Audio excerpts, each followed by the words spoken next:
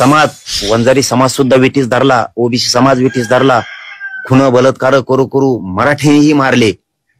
त्या व्यक्तींना भेटायला जावंसं वाटतंय. आणि एका पत्रकार बांधवांनी प्रश्न विचारला होता की पंकजा मुंडेला शुभेच्छा द्या.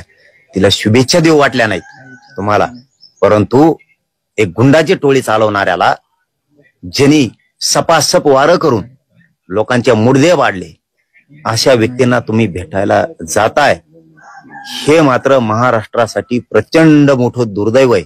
याच्यावरती समाजाने कोणावर विश्वास ठेवायचा. पण हरकत नाही, मनोज जरांगे आहे ना, ज्या दिवशी समाजाला अडचणीचा पठ्ठ्या इथं बसलेला खंबीर यांनी 6 कोटी मराठी आहेत, यांच्या जीवावरती माझा मराठा समाज चालणार नाही.